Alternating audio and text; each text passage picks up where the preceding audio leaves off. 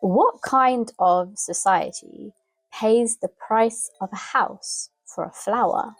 Not food or land or shelter, but a flower that blooms 1 week each year.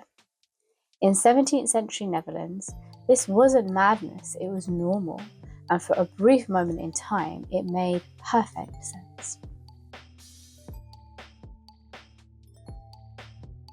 Tulip Mania is often described as the first recorded financial bubble in history.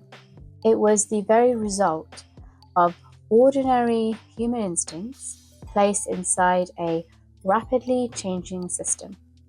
And those instincts haven't gone anywhere.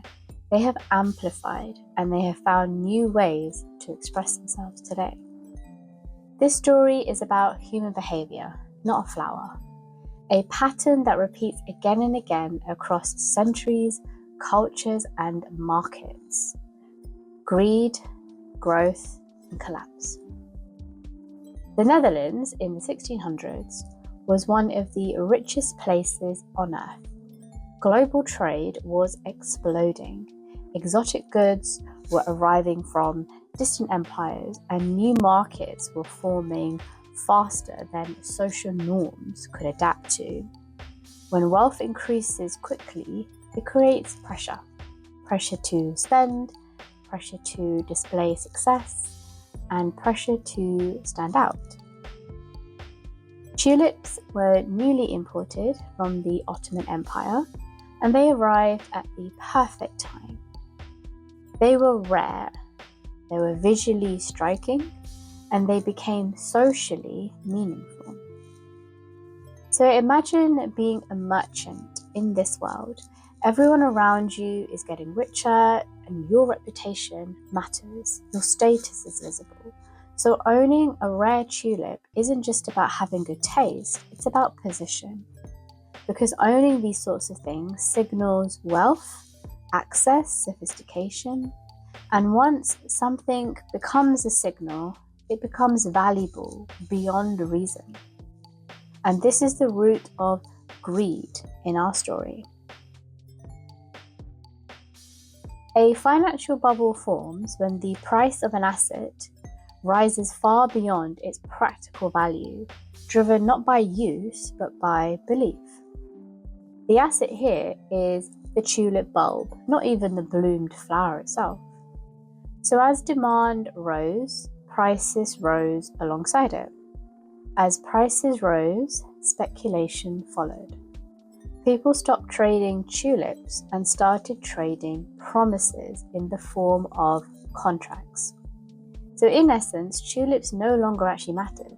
What mattered was the exchanging of contracts, and each time they exchanged, the price increased. Belief replaced reality, and this is the growth phase, where expectations and beliefs drive value, not fundamentals. Eventually, something always shifts. Buyers hesitate or they just disappear altogether. Confidence weakens and demand goes. So when the prices stopped rising, the system collapsed in on itself. The contracts became worthless. The tulips returned to just being flowers, and what rises rapidly without foundation falls just as fast. So whatever goes up must come down. Despite its reputation, Tulip Mania didn't destroy the Dutch economy. The damage was mostly limited to speculators, and many of the contracts were actually unenforceable. Later accounts exaggerate the chaos, but the core dynamics remain clear, that human behavior drives greed, growth, and collapse. Primal desires are amplified through our collective systems like markets, and they create feedback loops. And when one crashes, those primal desires simply find another market, another system to get its teeth into, and the cycle continues. So assets will change, for example, from tulips to internet stocks, houses, and crypto, but the human pattern remains. And that is why Tulip Mania still matters today.